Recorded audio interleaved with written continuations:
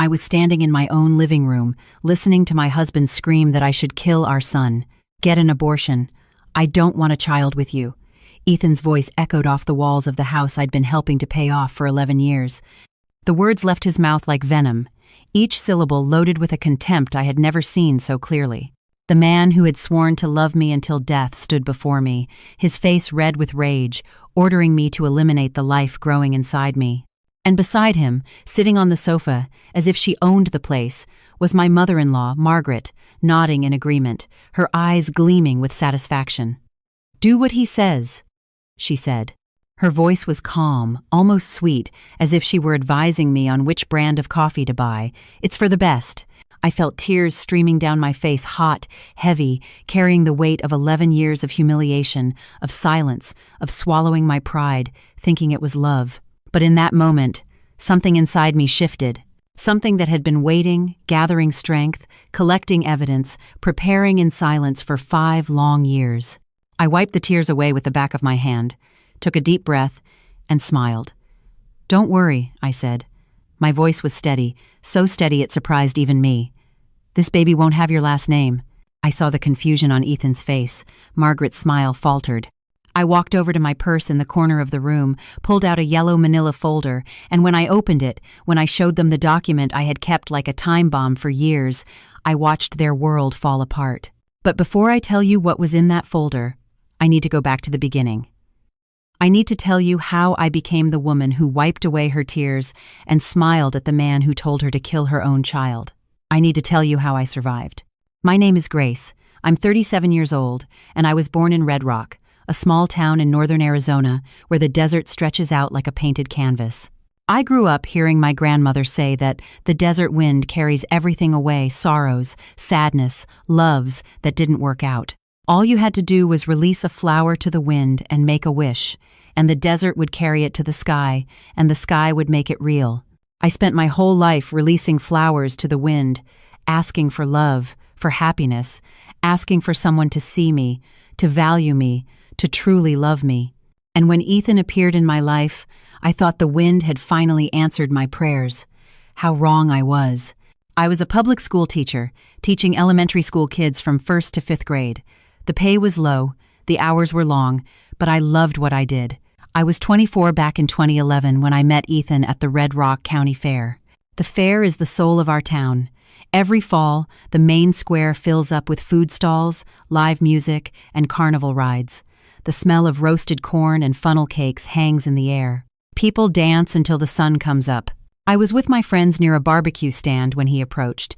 Ethan was 27. He worked as a technician on a large corporate farm in the region. He was tall, tan, with a smile that lit up his entire face. "Excuse me." He stood in front of me, holding something behind his back. "You're Grace, right? The teacher?" I was curious. He held out his hand. He was holding a book, a collection of poetry by Mary Oliver. "I heard you like to read." His eyes were bright with nervousness. "I wanted to impress you, so I bought this. I don't know if it's any good. I don't really get poetry, but the girl at the bookstore said this author is special." I took the book. My hands were trembling. "You bought me a book without even knowing me?" He blushed, running a hand through his hair in embarrassment. "Well, I see you drive past the farm every day on your way to school, and I've always wanted to talk to you, but I never had the nerve. So today, with the fair and all, I figured, it's now or never." I laughed, not a mocking laugh, but a charmed one. No one had ever done something like that for me. No man had ever taken the time to find out what I liked, to buy a thoughtful gift, to work up the courage to approach me. I fell in love right there at that county fair, under the colored lights, with the band playing in the background and the smell of cotton candy in the air. If I had known what was coming, I would have thrown that book to the wind along with the flowers. But I didn't know. No one ever does. You only find out who people really are when it's far too late. We dated for 2 years. 2 years I hold in my memory as the happiest of my life.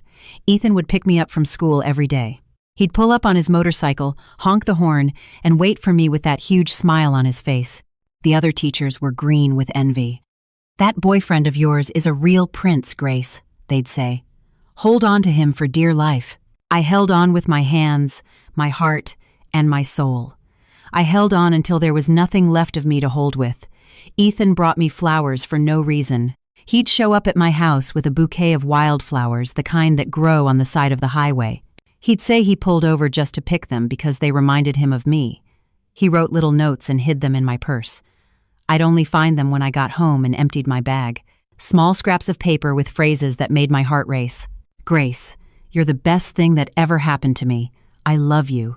Today was tough, but thinking about you made it all better. Can't wait to see you again.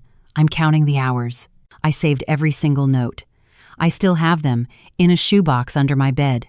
Sometimes, when the nostalgia for what I thought we had gets too strong, I open the box and read them, and I cry. Because that Ethan died, and I didn't even see it happen.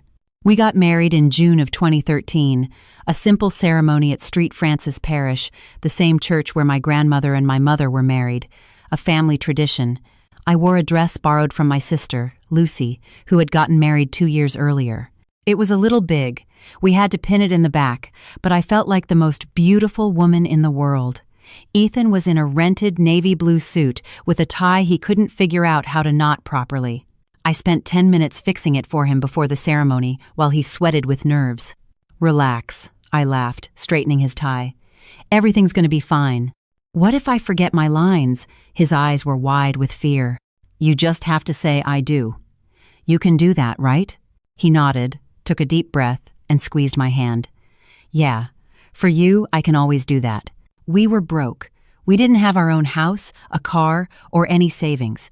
The wedding reception was in my mom's backyard, with food made by the neighbors and music playing from a borrowed Bluetooth speaker. But we were happy. At least, I thought we were.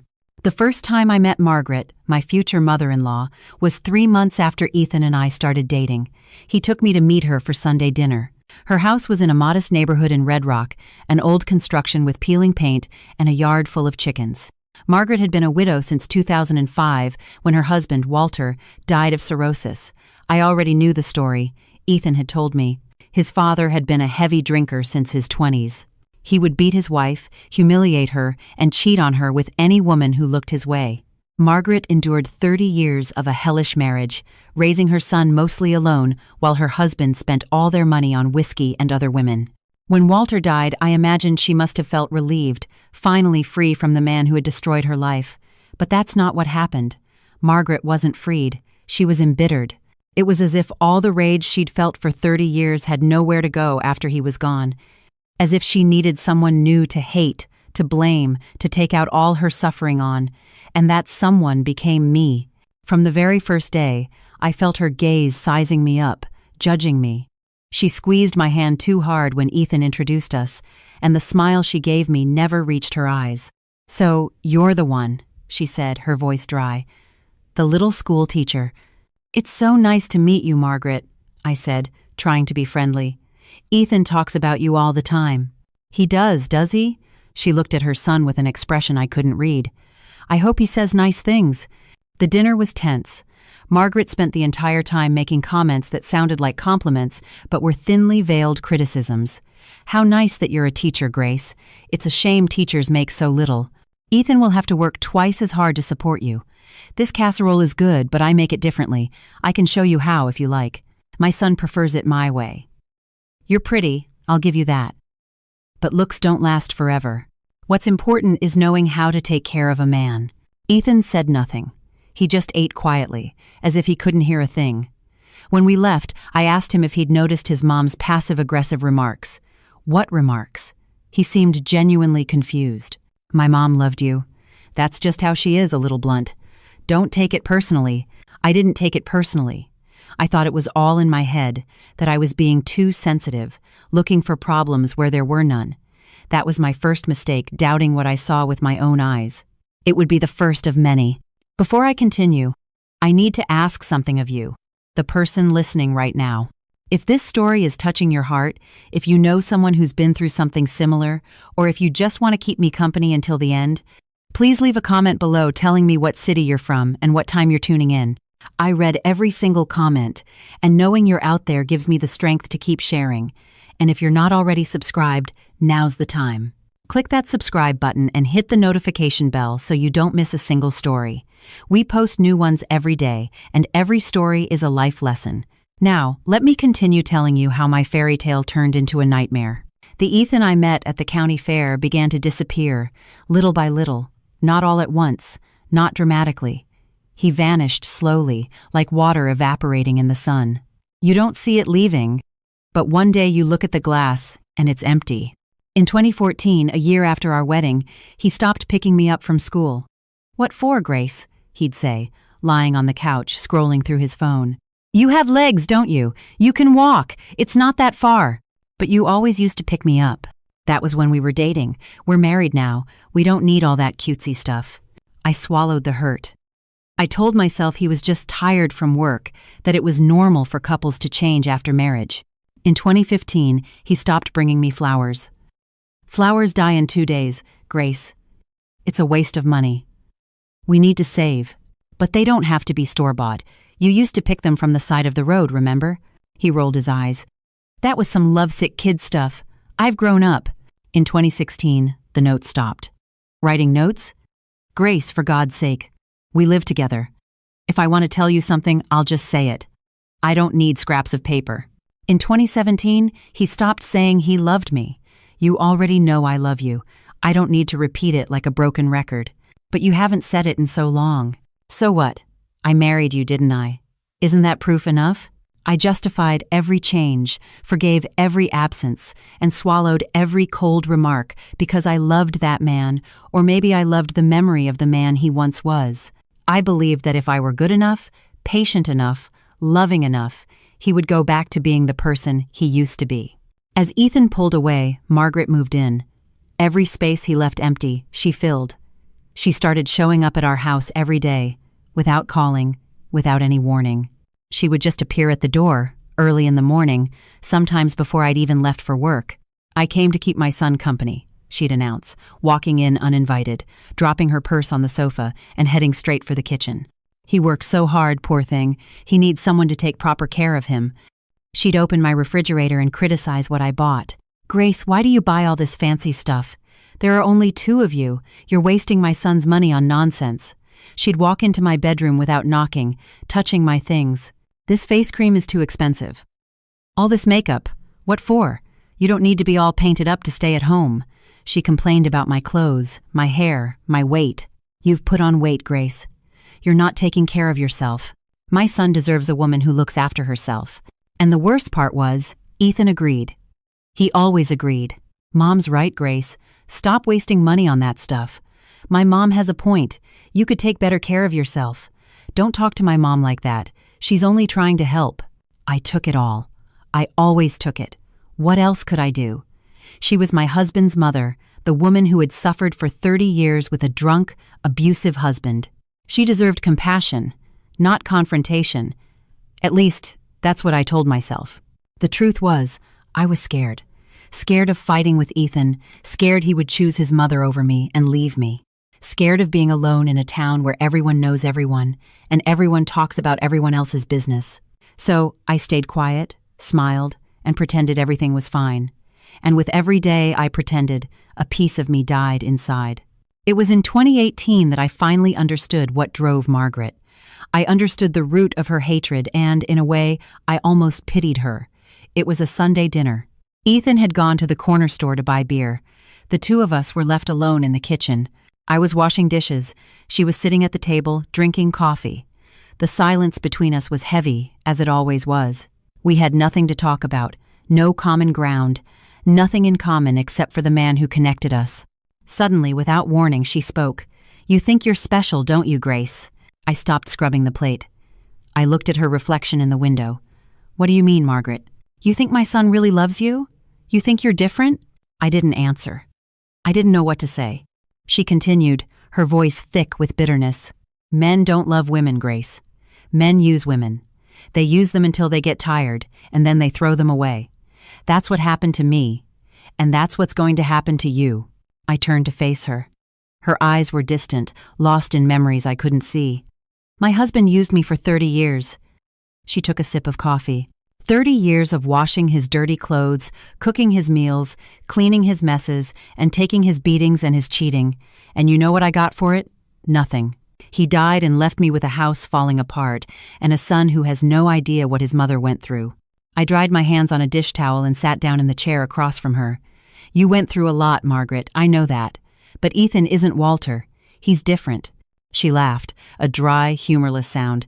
Not yet, but every man turns into his father.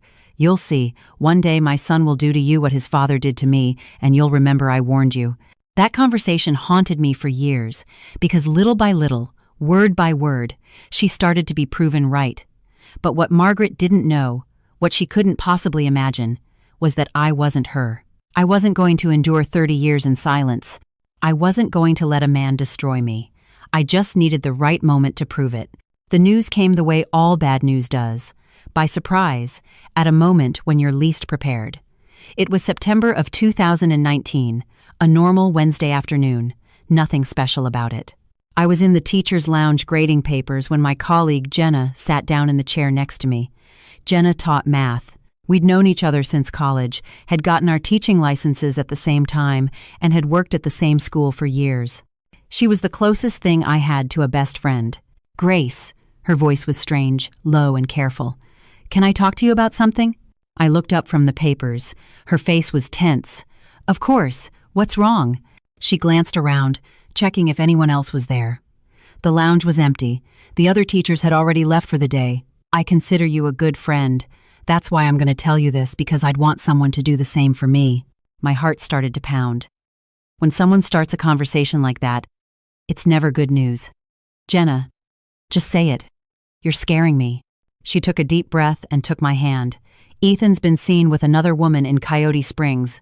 The words entered my ears but took a long time to reach my brain, as if they had to break through a thick layer of denial before they could make sense.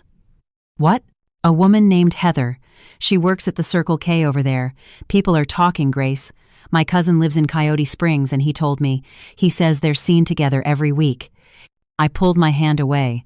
My breathing grew shallow. It must be a mistake, I said, my voice weak and shaky.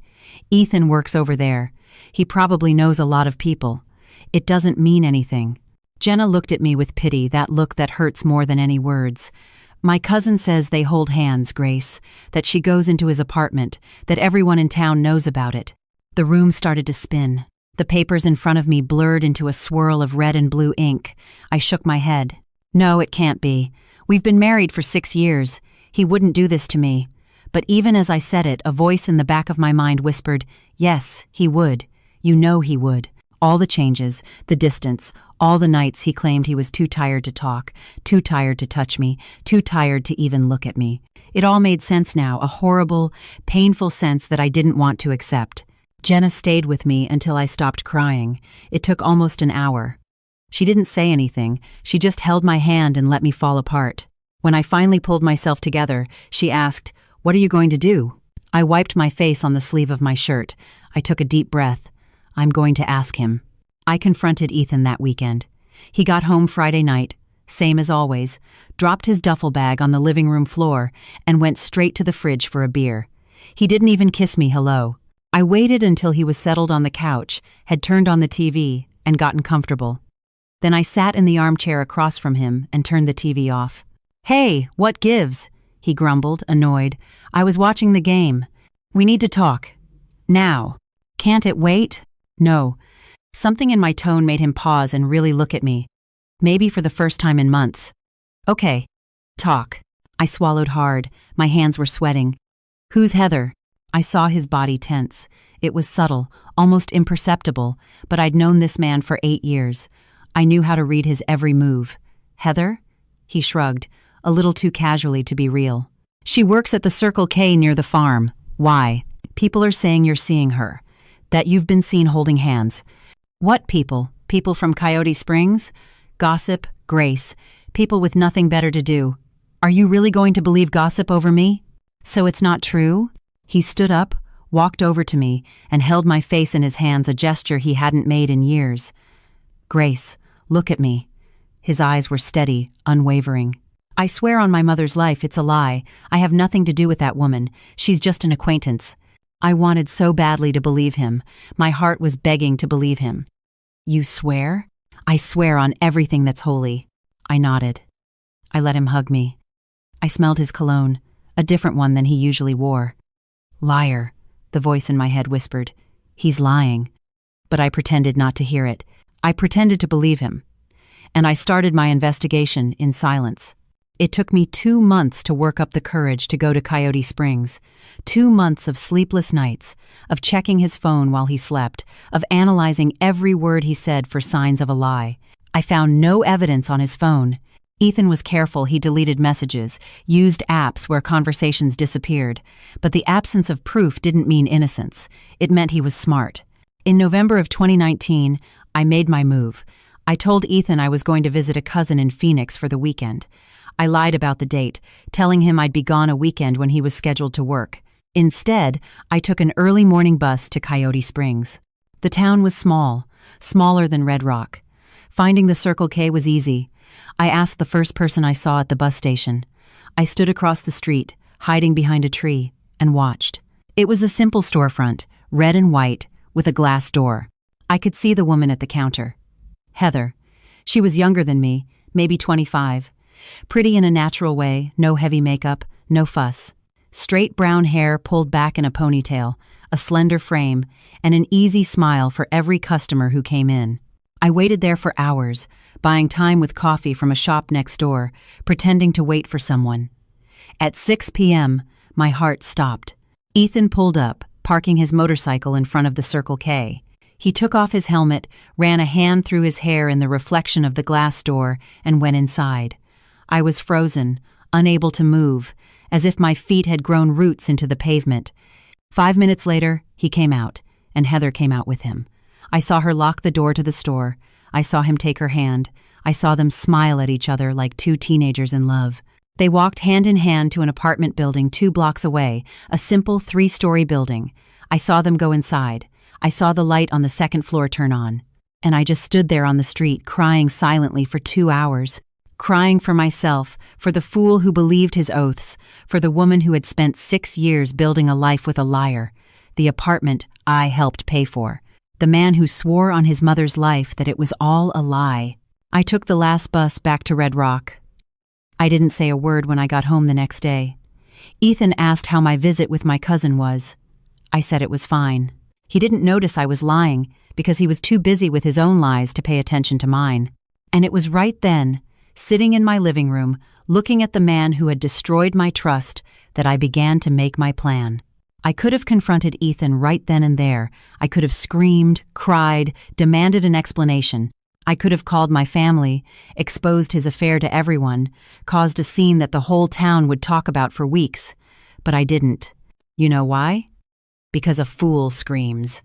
A smart woman plans. I knew that if I confronted him then, he would deny it, make excuses, cry, beg for forgiveness, and promise it would never happen again. And I, the lovesick fool I was, might have believed him again. No, I needed more than just catching him in the act.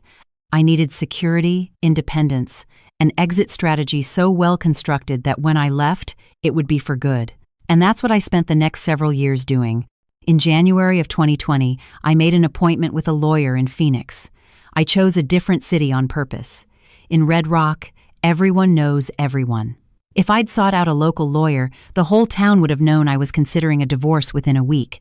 The lawyer's name was Fernanda Gutierrez, a small office downtown, but with impressive diplomas on the wall and a reputation for never losing a case. "Sit down, Grace," she said, gesturing to the chair across from her desk. "Tell me what's going on." I told her everything, the affair, the humiliation, the years of a deteriorating marriage. I cried several times during the story. She offered me tissues and water but never interrupted. When I finished, she folded her arms and looked at me seriously. "I'm going to be honest with you. From a legal standpoint, the divorce will be straightforward. You have no children, no house in your name, no significant assets to divide. If you both agree to separate, it's just a matter of signing the papers. And if he doesn't agree, it gets a little more complicated, but not by much. Do you have proof of the affair?" I shook my head. I saw it with my own eyes, but I don't have photos, nothing documented. She picked up a pen and jotted something down. "First thing, start documenting. Photos, videos, texts, witnesses, anything you can get. The affair doesn't prevent the divorce from happening, but it helps when it comes to negotiation. I nodded, absorbing every word. Second thing, you need financial security. You said you're a tenured teacher. That's good.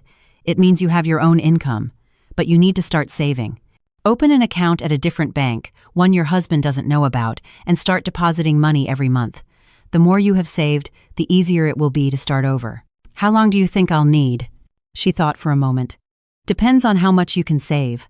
I'd recommend at least 2 years of preparation. It sounds like a long time, but it goes by fast, and you'll be glad you waited.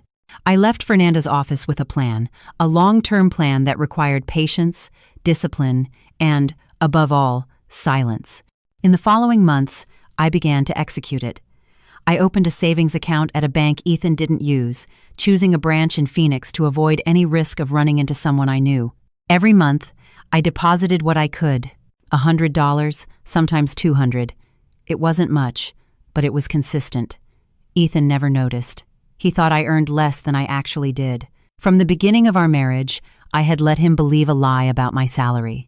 It wasn't planned. It was just a casual comment I'd made once and never corrected. Now that lie was saving me. While I was saving money, I also started digging deeper. Not just into the affair, I already knew about that. I started researching Ethan's family, his past, the secrets they kept, and that's when I found the bombshell. Walter, Ethan's father, had died in 2005. I knew that. What I didn't know was that before he died, he had owned a large plot of land in Red Rock, near the center of town, an inheritance from his grandfather. When Walter died, Margaret inherited everything, but legally, half of that land belonged to Ethan, the only child. It turned out that in 2010, Margaret had sold that land. She sold it for $200,000 and didn't share a dime with Ethan. In fact, she did something worse. She needed his signature to complete the sale, since he was an heir. But instead of asking for his authorization, she simply forged his signature. A crime. Forgery of a public document. Embezzlement. Crimes that could lead to prison. And Ethan had no idea. He was so dominated by his mother, so used to accepting everything she said without question, that he never asked what happened to his father's inheritance. But I found out. It was by accident, really. I was at the county recorder's office in Red Rock dealing with a school matter when I overheard 2 clerks talking. Remember that land sale for Walter Miller? The one near downtown? I remember. The widow sold it to some developer from out of state, right? Yeah, but I was looking through the old files the other day, and you should see the paperwork. The son's signature is all wrong. Looks like a forgery. Seriously? And nobody ever contested it? Doesn't look like it. The son probably doesn't even know. I stood there frozen, pretending to look for something in my purse while I soaked up every word. After they left, I went to the records department. I asked to see the documentation for the sale, pretending to be a relative interested in land in the area. The clerk didn't even blink. In a small town, everyone's related to everyone. And there it was, the deed of sale, with Ethan's signature clearly forged. Anyone who knew his handwriting would have seen the difference.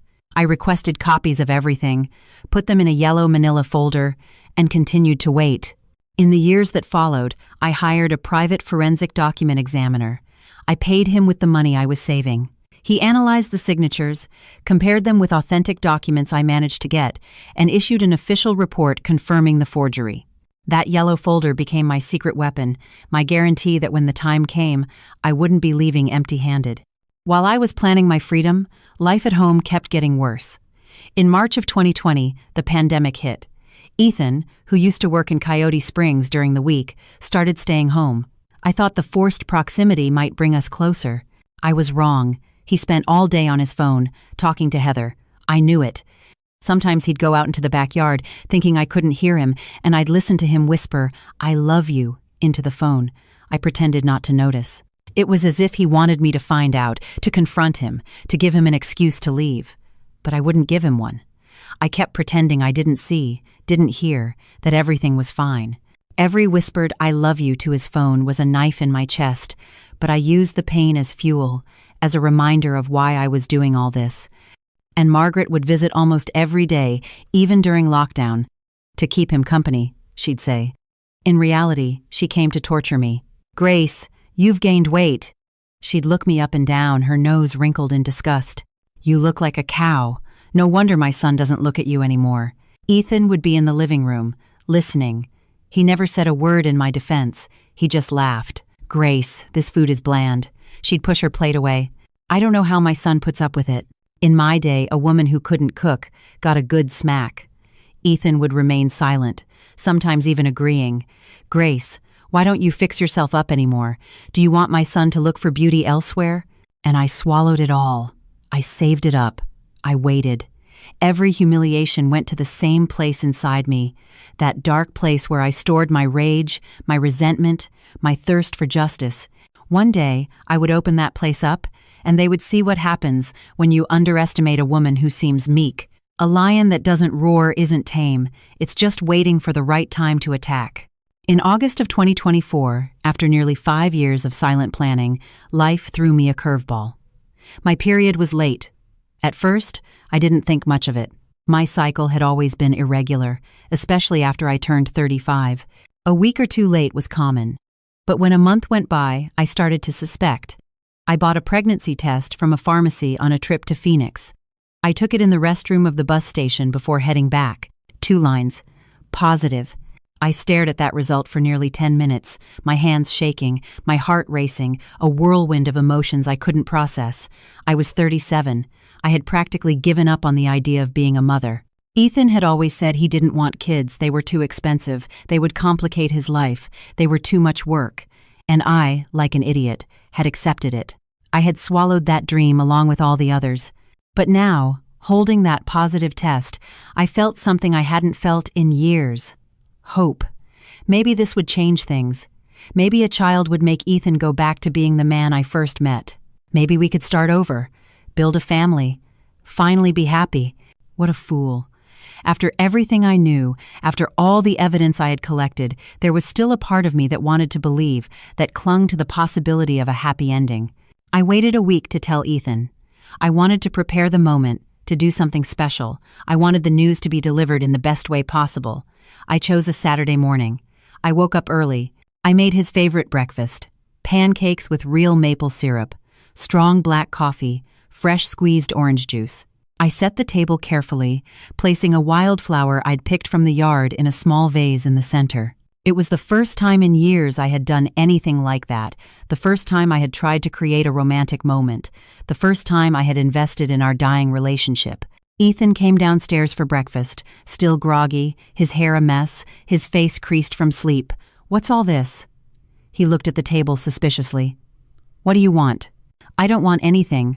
I just wanted to have a special breakfast today." He sat down, grabbed a pancake, and started eating, his eyes glued to his phone, as always. I waited until he finished. I took a deep breath. My hands were sweating under the table. "Ethan, I have something to tell you." He didn't even look up from his phone, his thumb scrolling endlessly down some feed I couldn't see. "Go ahead." "I'm pregnant." His thumb stopped. The phone slowly lowered. His eyes met mine. For a second that seemed to last an eternity, I saw something flash across his face. Surprise, maybe, or fear, or both. Then rage took over. "What? Pregnant?" My voice trembled, but I forced the words out. "About 2 months." He slammed his phone down on the table. The device hit his plate, nearly knocking over his coffee mug. "You did this on purpose, didn't you?" I shrank back in my chair, startled by his outburst. "Ethan, what are you talking about? On purpose?" He shot up from his chair, which clattered backward onto the floor.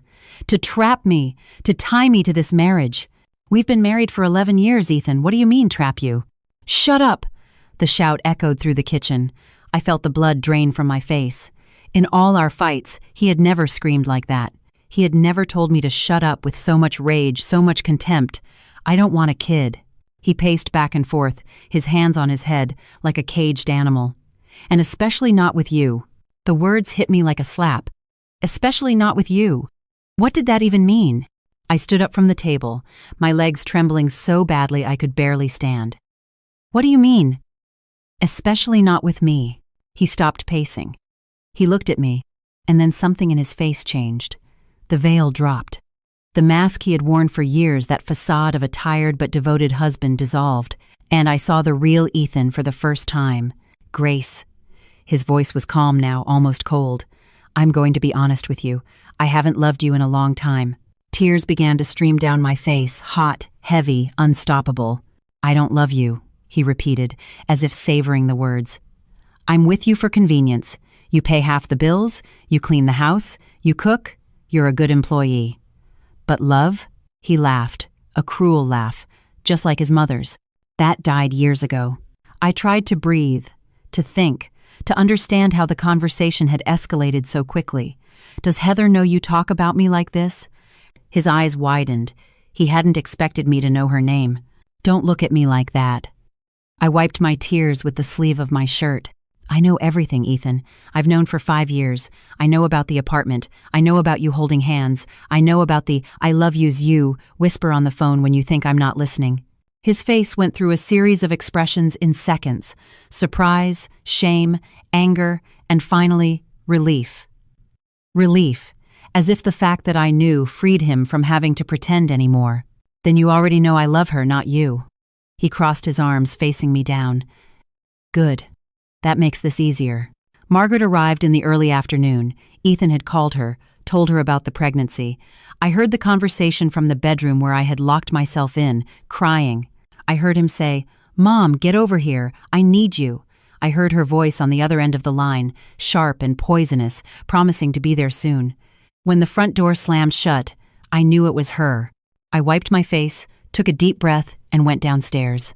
Margaret was sitting on my living room sofa as if it were her throne, legs crossed, purse in her lap, her eyes following me as I descended the stairs. "So, you got yourself pregnant, did you?" Her voice dripped with contempt. How clever. Trapping my son with a baby bump.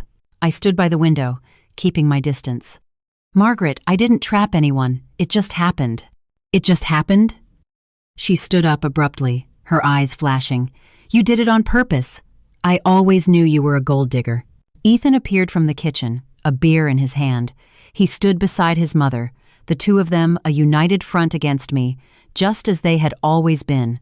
I looked at them, the man who had sworn to love me until death, now leaning against the wall, sipping a beer while his mother attacked me, the bitter old woman who had spent 11 years destroying my self-esteem, my confidence, my will to live. And I felt something shift inside me, something that had been waiting for this very moment for 5 years. Margaret continued, "My son doesn't want this child, and neither do I. You're going to get an abortion." My heart stopped. "What?" Ethan stepped forward, his expression hard. "That's right, Grace. Get an abortion. I don't want a child with you. If you have this baby, I'm leaving. I'll go live with Heather. You'll raise it alone." Margaret smiled, a poisonous, satisfied smile. "Do what he says. It's for the best." The silence that followed was the longest of my life. I was standing there, in my own living room, listening to my husband and his mother order me to kill my child. The child I had dreamed of my whole life. The child growing inside me at that very moment. The tears streamed down my face, uncontrollable, endless, carrying the weight of 11 years of humiliation, of silence, of swallowing my pride, thinking it was love. But then, something happened. I remembered the notes saved in the shoebox. I remembered the wildflowers, the vows of love from the man who brought a book of poetry on a first date. That man was dead, and I had no reason to cry over a corpse anymore. I wiped the tears away with the back of my hand, took a deep breath, and smiled. "Don't worry," I said. My voice was steady, so steady it surprised even me. "This baby won't have your last name." I saw the confusion on Ethan's face. The beer bottle paused on its way to his lips. What's that supposed to mean? I walked over to my purse in the corner, reached inside, and pulled out the yellow manila folder, the folder I had been carrying with me for months, waiting for the right moment. The moment had arrived. "Ethan, do you know what happened to your father's land?" I kept my voice calm, almost casual. "The plot near downtown that was worth a fortune." He looked at me, confused, and exchanged a quick glance with his mother. "My mom sold it to pay off my dad's debts." "Why?" "That's not exactly what happened." I opened the folder, took out the documents, and spread them on the coffee table. "Your mother sold the land for $200,000 in 2010, but half of that money was legally yours. You were an heir. She needed your signature to sell it." Margaret went pale. I watched the color drain from her face like water down a sink. She didn't ask for your signature, Ethan. I picked up the deed and held it out to him. She forged it. Look right here. Is this your handwriting? Is this your signature? Ethan took the document, his hands shaking. I saw his eyes scan the page, the forged signature, the handwriting that was clearly not his. That's a crime, I continued, picking up the expert's report. Forgery of a public document, embezzlement. Your mother stole $100,000 from you, and you didn't even know. This report confirms it. Any judge will accept it. Ethan looked up, his eyes wide, and stared at his mother. Mom, is this true? Margaret started to cry. Tears I knew were born of fear, not remorse. Son, I can explain, she whimpered. I needed the money. You wouldn't have known what to do with it. I did it for us. You robbed me. I had never seen Ethan so furious, not even when he had screamed at me that morning. This rage was different, deeper, more visceral. The rage of someone who discovers they've been betrayed by their own mother. Margaret reached out, trying to touch his arm. Son, please, forgive me. I did it for us. Don't touch me! He recoiled as if her touch were poison. I calmly gathered the documents back into the folder. There's more, Ethan. I looked at him. He was devastated, and I felt no pity. I've spent 5 years gathering evidence of the forgery, of your affairs photos, texts, witnesses. My lawyer, Fernanda, already has everything. The divorce papers have been filed. He turned to me, his eyes wide with desperation.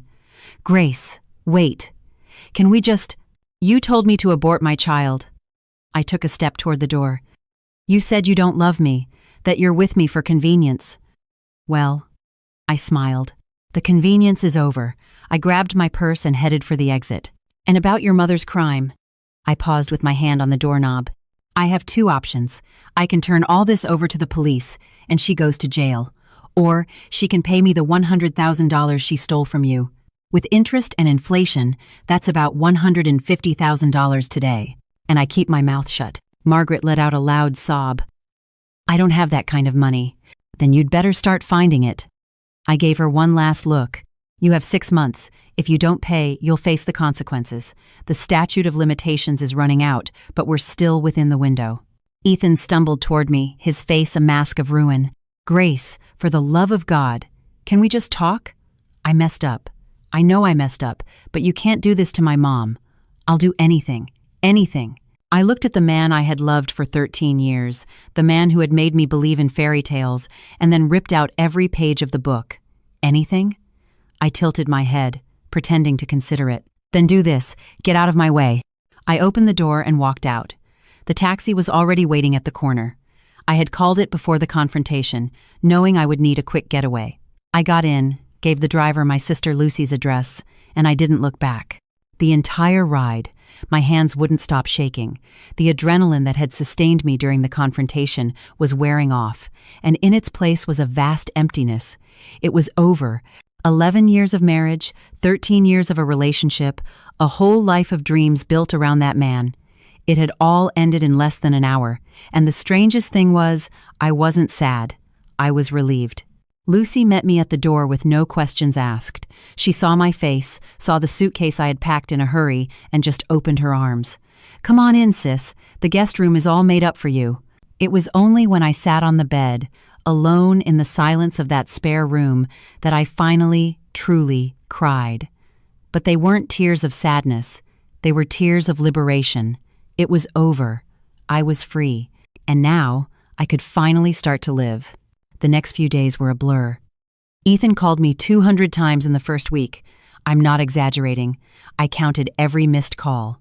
He sent texts begging for forgiveness, voicemails where he was crying, messages filled with promises I knew he wouldn't keep. Grace, come back. Let's talk. I love you. I always loved you. Heather means nothing. I'll leave her. I already ended it. Please come home. For the love of God, don't do this to my mom. It'll kill her. I didn't answer a single one. Every message that came in, I read once and deleted. I didn't need his words anymore. I didn't need his lies. On the 3rd day, he showed up at Lucy's house. He honked his horn outside, yelled my name, and caused a scene on the street that probably became the talk of half the town. Lucy went out with a broom in her hand. "Ethan, you either get off my property right now or I'm calling the cops. And when they get here, I'll tell them about the forgery too. You want that?" He left. He didn't come back.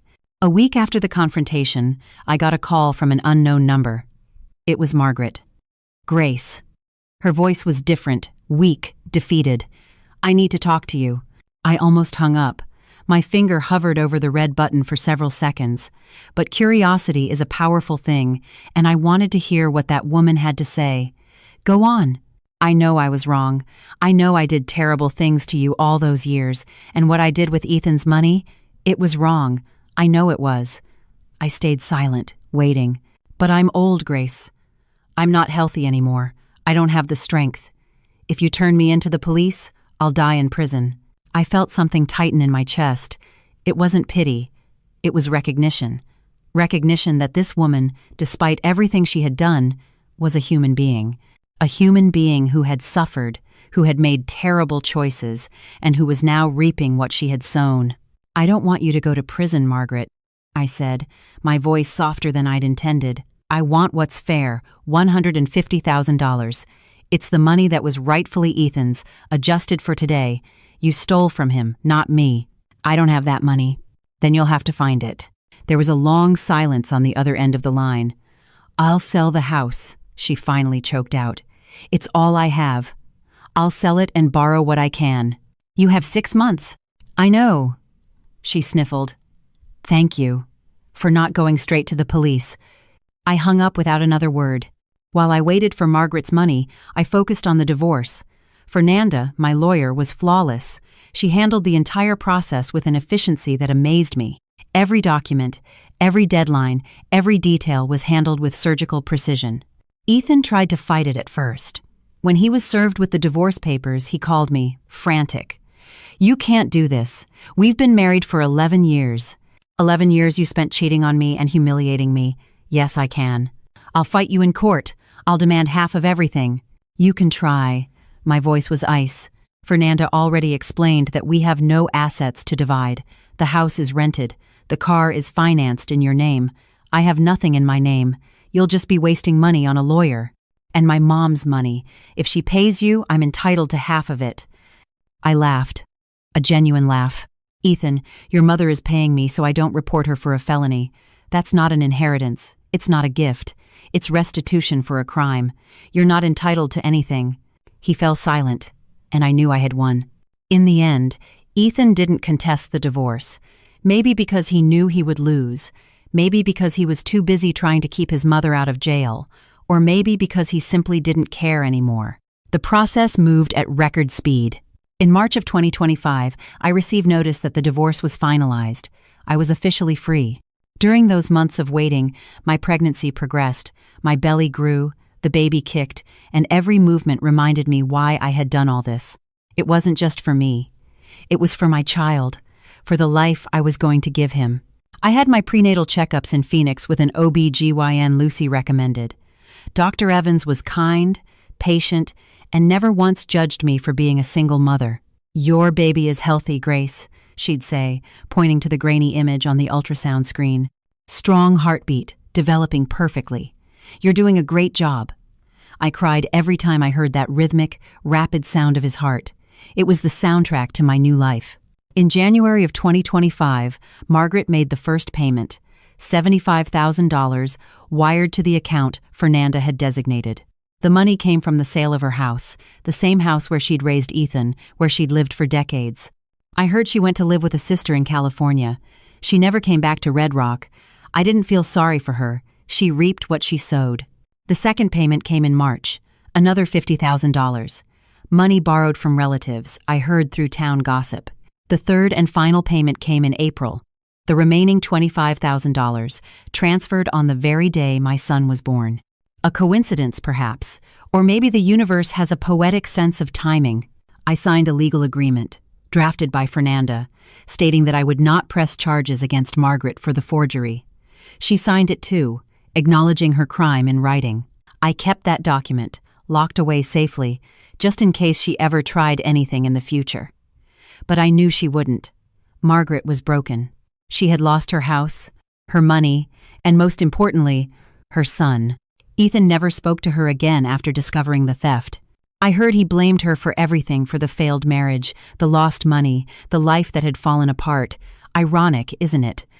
She spent years poisoning him against me, and in the end, she was the one he abandoned. My son was born on an April morning in 2025.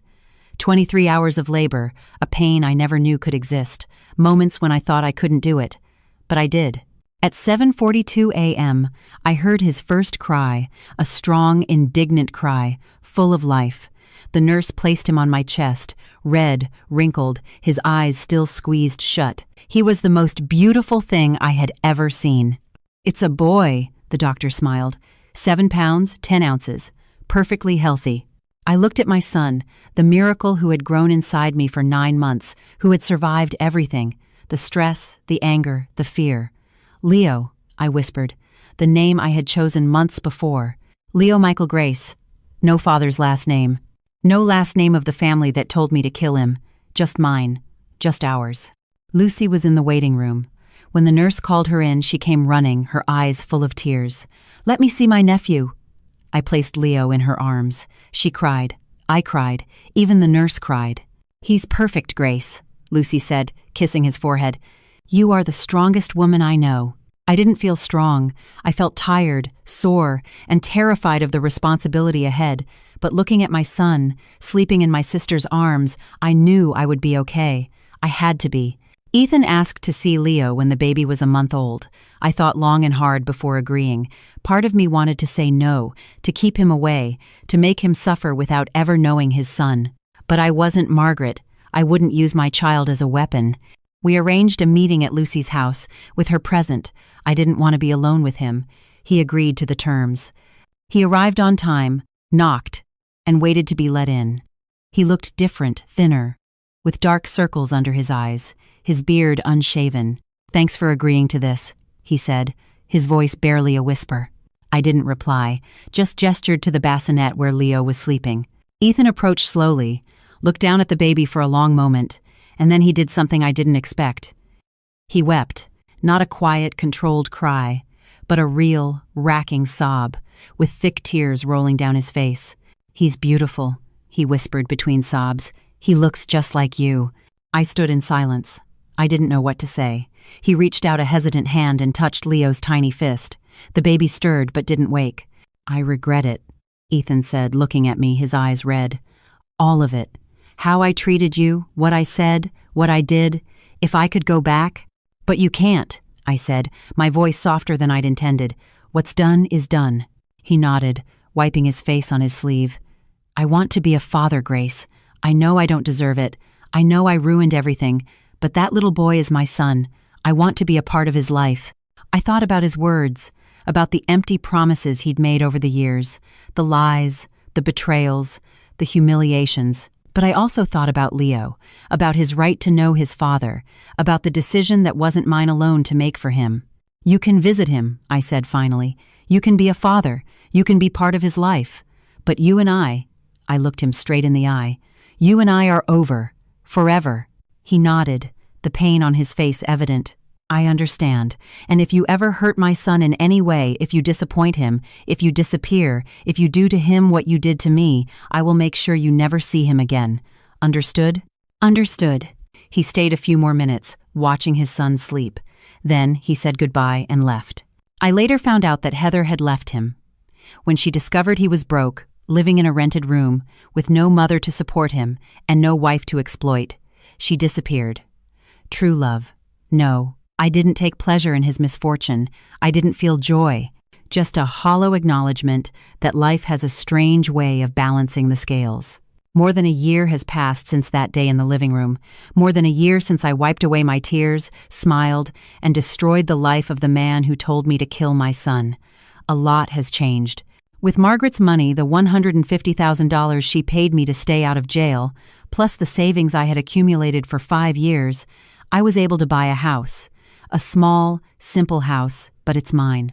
2 bedrooms, 1 bath, a nice kitchen, and a backyard with a peach tree that was already there when I moved in. It's 3 blocks from the school where I teach, so I can walk to work. Leo is 8 months old now. He smiles all the time. He has my almond-shaped brown eyes and a way of looking at the world that seems full of wonder. Everyone says he's my spitting image. I proudly agree. Mornings are my favorite part of the day. I wake up at 5:30, before the sun is up. I make coffee in a percolator, the way my grandmother used to. The smell fills the whole house, and it feels like a hug. I take my mug out to the porch and sit in the rocking chair I bought at a flea market. From there, I watch the sky change color, from deep blue to orange, pink, and gold. Sometimes Leo wakes up, and I bring him out onto my lap. We just sit there, the two of us, watching the sunrise over Red Rock. I never imagined peace could be this simple. I still teach at the public school. Same kids, same classrooms, same challenges.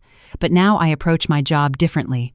Before, work was an escape, a place I ran to so I wouldn't have to face the reality of my marriage. Now, it's a choice. I do it because I love it, because I believe in it, because I know I'm making a difference in those kids' lives. My colleagues have noticed the change. Grace, you're different. Jenna told me one day during recess. Lighter, more, you. I smiled. She was right. I was more me, for the first time in a very long time. Ethan visits Leo twice a month, sometimes 3 times, depending on his work schedule. He got a job on a smaller farm, right here in Red Rock. It pays less than he used to make, but it's enough. He lives in a small 1-bedroom apartment downtown. When he comes to see his son, it's always at my house, with Lucy or a neighbor nearby. I don't trust him enough to leave them alone, but I have to admit, he's trying. He never mentions Heather again, never talks about getting back together, never makes promises he can't keep. He just comes, plays with Leo, sometimes changes a diaper, and leaves. I don't know if he's really changed or if he's just doing the bare minimum to keep access to his son, and honestly, I don't care anymore. What matters is that Leo has a father who is present, however imperfect, and that choice is his to make, not mine. Sometimes at night, after Leo is asleep, I open the shoebox, the one that holds the notes Ethan used to give me when we were young and in love. The papers are yellowed with age, with his handwriting that I once knew so well. Grace, you're the best thing that ever happened to me. Can't wait to see you again. I'm counting the hours. I love you more than words can say. I read each one, and I cry. I don't cry out of nostalgia or regret. I cry for the woman I used to be, for the naive girl who believed every word, for the 24-year-old who met a man at a county fair and thought she had found the love of her life. That Grace died sometime in the last 11 years. She died slowly, suffocated by the humiliations, the betrayals, the pain of living with someone who didn't love her. But in her place, another woman was born, a stronger, wiser, more whole Grace. And this Grace, the one I am now, wouldn't trade the life she has for anything. Last month, I ran into Margaret at a grocery store in Phoenix. I was visiting for the weekend, and by chance, we crossed paths in the cleaning supplies aisle. Her eyes widened when she saw me. She gripped her shopping cart tightly, as if needing it for support. Grace. Margaret. We just stood there, looking at each other for what felt like an eternity. She was different, older, thinner, more stooped. Her hair had gone completely white, and her hands trembled. "How are you?" she asked, her voice hesitant. "I'm good," I replied. "Very good, actually." "And the baby?" "Leo. He's wonderful. Healthy, happy. He smiles all the time." I saw something flash in her eyes, pain, maybe, or regret. "I'm so sorry," she said suddenly, "for everything, for how I treated you, for what I said, for what I did." I looked at the woman who had spent 11 years trying to destroy me, who had called me a gold digger, incompetent, unworthy of her son, and I didn't feel rage. I felt pity. "I accept your apology, Margaret," I said, and it was true. But accepting doesn't mean forgetting. It doesn't mean everything is okay. "I know." She looked down. "I know it's not. You suffered a lot in your life. I understand that now. But you chose to pass that suffering on instead of breaking the cycle. You chose to hurt me because you had been hurt. And that—" I took a deep breath. "That wasn't fair." She nodded, her eyes filling with tears. "You can see your grandson one day," I added. "If Ethan wants to bring him, I won't stop it. But you and I shook my head. "We don't have anything to build." "I understand," she whispered. I nodded, pushed my cart into the next aisle. and didn't look back. In my front yard, where the Arizona desert stretches out so close you can almost feel the wind on the earth, I planted a new peach tree. It's still small, barely provides any shade. But every day I water it. I care for it. I talk to it like my grandmother used to talk to her plants. Grow strong, I tell it. Grow tall. One day you'll bear fruit. It's silly, I know, talking to a plant. But there's something about the ritual that calms me. Something that reminds me that growth takes time, that beautiful things start small and fragile. Like me. Like Leo. Like the new life we're building. One day, when my son is big, he'll sit under that peach tree and eat the fruit it bears. And I'll tell him that I planted it the year he was born. The year his mother was reborn, too. Last night, Leo woke up crying at 3 a.m. I went to his crib, picked him up, and rocked him until he calmed down. The moonlight streamed through the window, bathing the room in a soft glow. I looked at his face, eyes closed, long lashes, lips puckered in a dream, and I thought about everything I had gone through to get here. The years of humiliation, the nights spent crying in the bathroom. The moment my husband told me to kill my son, it hurt to remember. It still hurts. But I also remembered the strength I found, the courage to prepare in silence, the determination to refuse a life I didn't deserve. "You will never go through what I went through," I whispered to Leo, who was already fast asleep again. "I promise you that. It's a mother's promise, sacred, eternal, unbreakable, and I will keep it. Today, I'm 37 years old. I have a healthy son, a house of my own, and a peace I haven't felt in over a decade. There's still some of Margaret's money in the bank, an emergency fund. The rest I invested in the house, in furniture, in diapers, in everything Leo needs. I still teach. I still water my peach tree. I still drink coffee on the porch every morning, watching the sun rise over Red Rock, and I'm still learning. I've learned that real love doesn't demand an abortion. It doesn't humiliate. It doesn't betray. It doesn't choose a mother over a wife. I've learned that a woman who prepares in silence isn't a coward.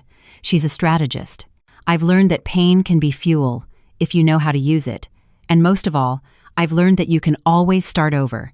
No matter how many years you've lost, no matter how much you've suffered, no matter how much you thought it was too late, it's never too late. My grandmother used to say that the desert wind carries everything away, the sorrows, the sadness, the loves that didn't work out. Last week, I took Leo to see the desert. We sat in the sand, our bare feet sinking in, and looked out at the infinite horizon. I picked a wildflower, a white desert marigold, just like the ones Ethan used to bring me, and I let it go. "Go," I whispered, watching the flower get caught in the current of air. "Take the pain, take the sorrow, take everything that no longer serves me." Leo babbled something, reaching his tiny hands toward the sky. I laughed and hugged him tighter. "See the flower?" I pointed. "It's going up to the sky," just like Grandma said. He didn't understand, of course. He's only 8 months old. But one day, he will. One day, I'll tell him this whole story. I'll tell him about the man who asked me to kill him, about the grandmother who supported it, and about the mother who refused. And I'll tell him that he, Leo, was the reason for all of it. The reason I found strength when I thought I had none left. The reason I fought when I wanted to give up. The reason I was reborn when I was nearly dead inside. My son was my salvation, and I will spend the rest of my life being worthy of that gift. Sometimes, late at night, when Leo is asleep and the house is quiet, I think about the Ethan I met back in 2011. That gentle man who brought a book of poetry on a first date, who wrote little notes and left them in my purse, who looked at me as if I were the most precious thing in the world. I wonder where he went when he died, and if he ever really existed at all. And then I close the shoebox, I look at the baby monitor at my sleeping son, and I know it doesn't matter anymore. The past is a ghost. My future is here, breathing softly in the next room, and for the first time in a very long time, I am not afraid of tomorrow.